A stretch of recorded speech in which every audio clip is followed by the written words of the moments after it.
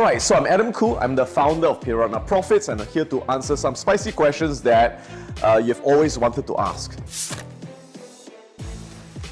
Well, Tesla, it's something I won't invest in, but it's something I'll happily trade. I've traded it many times, so if that shows the right price action pattern, like it's at a strong support level, it's bouncing off, sure, I'll trade it with a stop loss and a profit target.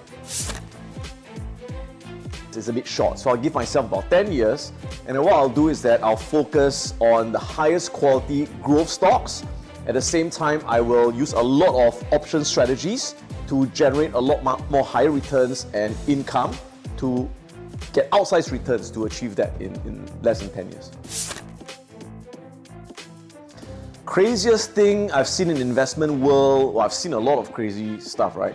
Like in 2008 financial crisis, I saw the biggest banks in the world, Citigroup, Bank of America, AIG, dropping from $60, $100 to $1.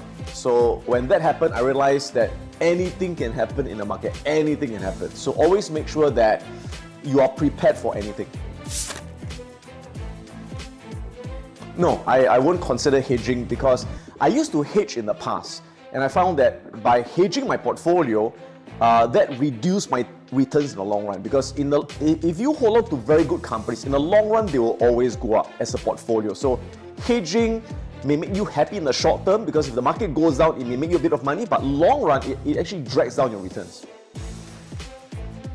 So if I could go back in time with the knowledge and experience I have today, then I'll probably be 10 times richer, and I probably would have achieved my financial freedom a lot faster because I would not have made all those stupid mistakes that I made in my early years. So for example, stupid mistakes I made was listening to news and letting the news influence my investing decision, was to not follow the price action of the market, right? So for example, in the old days when the market was going up, I listened to the bad news media and I shorted the market and lost a lot of money. But now I know that you have to look at the market trend. If the market trend is going up, you don't short the market when it's going up, right?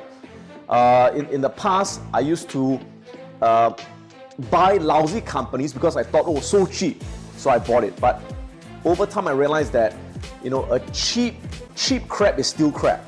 That what's more important is you must buy high quality companies. So I'd rather buy a high quality company that's not cheap, that can grow, than a low quality company that's cheap.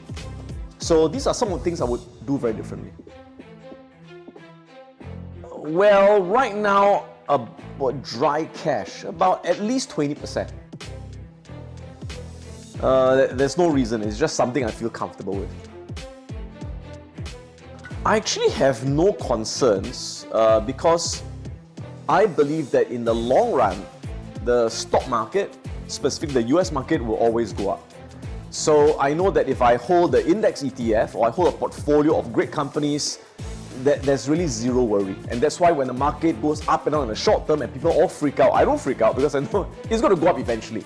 That's how I can have over 12 million in the markets and have zero worries and zero fear and zero stress. How I deal with failure. So for me, since I was very young, I went for a lot of motivational programs and I learned this thing called NLP. And one of the things that I learned through NLP is that there's no such thing as failure, there's only feedback, there's only learning experiences. That when things don't go the way you want, when you don't get the result you want, you didn't fail, you just learned something from it, right? So if you have a belief that there's no such thing as failure, there's only learning experiences, then as long as you take action, you either succeed or you learn something. You can't fail. You should slap yourself in the face and ask yourself, why did you not diversify? So the first thing to look at is what are the companies you own. So if you own very, very good companies that there's nothing wrong with the business, the market price is down purely because of emotions and sentiment, then you don't need to do anything. Just hold it because eventually it's going to rebound back. Or in fact, if you have got more cash, you can slowly add more. But if the companies you own are not making money, if there's fundamentally something wrong with the business, then what I will do is I will get out, sell, and take what's left and reinvest the proceeds into good companies that can grow and make back that loss and build it even higher from there. Well, if she's not married to him yet, I'll tell her to dump that loser. Okay? But if she's already married, then I'll tell my daughter, hey, then you manage the family accounts. Leave him out of it. Don't let him manage the money. You give him an allowance, you manage the money. And I know that she can do it because my daughter's well trained in investing in finance. Crooks. Fun. Don't know what's going to happen. Learning. Number one. Love. You can and deserve to be financially successful.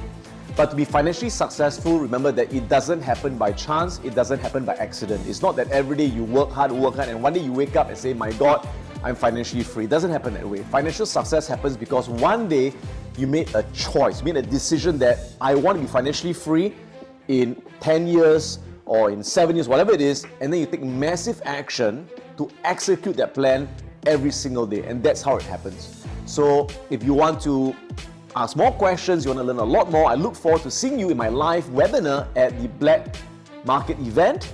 Do get your free tickets by clicking on the link in the description below. And I'll see you soon.